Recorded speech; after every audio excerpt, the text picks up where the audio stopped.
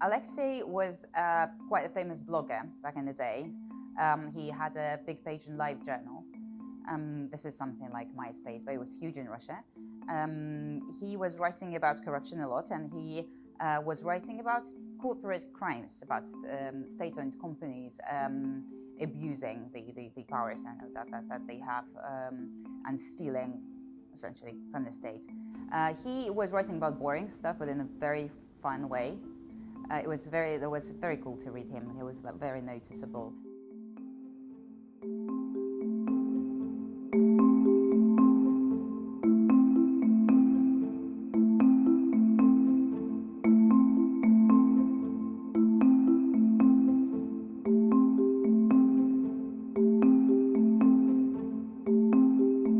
The Anti-Corruption Foundation is an NGO that was established about 10 years ago by Alexei Navalny. A group of people, lawyers, investigators and managers got together to make investigations fun again. And we did stories like they do in magazines and newspapers, something about Russian officials stealing money in different ways, and there are plenty of ways, and buying themselves cars, yachts, houses, private jets. We would wrap those stories nicely, make either an entertaining text out of it. Later we started to produce videos, and then we would also sue.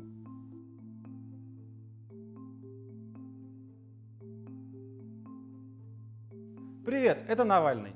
Я же говорил, что вся эта история с отравлением круче голливудского фильма, и вы еще не представляете, насколько. We were in Tomsk. Well, Alexei left, in fact.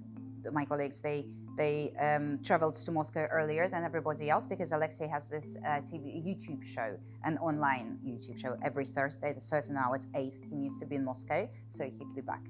And we stayed to wrap things up, prepare the new investigation, because it was meant to be a cycle of regional investigations. And I came down for breakfast at around 9:30. Two of my colleagues were already downstairs having breakfast. One of them, Georgy Alburov, was monitoring Alexei's flight on flight radar. Alexei Navalny became desperately ill aboard a flight forced to make an emergency landing. Groaning can be heard in this unconfirmed cell phone video. And he saw that the plane made an emergency landing in Omsk. A couple of minutes later, we got a text from Kira saying that Alexei is unconscious and that they are on the way to the hospital. We knew straight away that this is poisoning. We went upstairs. We asked administrators of the hotel to let us in the room where Alexei just checked out from, because later we found out that Alexei was indeed poisoned in this room, because they have found, the German labs found traces of Novichok on one of the bottles, so actually two of the bottles that Alexei left behind in the hotel, which kind of is a very good timestamp of when the poisoning happened. So he was poisoned before he left to the airport. Together with Bellingcat, with Krista Grozev from Bellingcat, we investigated the poisoning and arrived at a group of people who we consider were part of this specific operation. Some of them were generals, high level, some of them were medical people with medical background, some of them worked in chemical labs and had this sort of background. And just before the publication, just before the date, on the 14th of December, we were meant to go live at the same time with CNN. Привет, это Навальный. Я знаю, кто хотел меня убить. Я знаю, где они живут, я знаю, где они работают, я знаю их настоящие имена, я знаю их поддельные имена. У меня есть их фотографии. We decided to make calls. We had all of their numbers because we located them through their numbers. We called 10 people at least. It was pretty fruitless. To be honest, we had absolutely no hopes. Come on, they are Secret Service agents, like they should be resistant to pranks. And I think they were, most of them. And they even started, it looked like as we were going down our phone book, it looked like they are less and less willing to talk, and they wouldn't buy into the legends that Alexei used, that he's an aide to Patrushev or something like that. And but I think they forgot about one guy, this chemist called Kudryavtsev.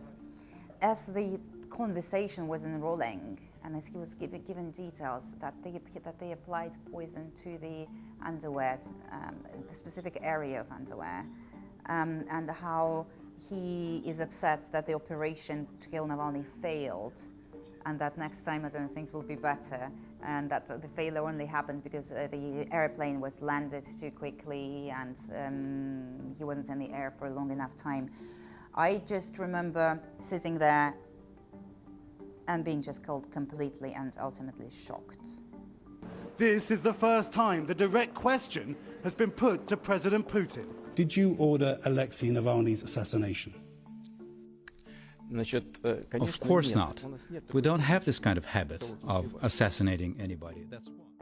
To Russia now. Tonight, Kremlin critic Alexei Navalny has been detained after flying back to Moscow 5 months after the nerve agent attack that nearly killed him. There was absolutely no decision-making process in Alexei's decision of going back. But from the day zero, from the day he opened his eyes, he was completely and utterly sure that he will go back to Russia. He announced it in his first video, in his first interview, and the first Instagram post, I think.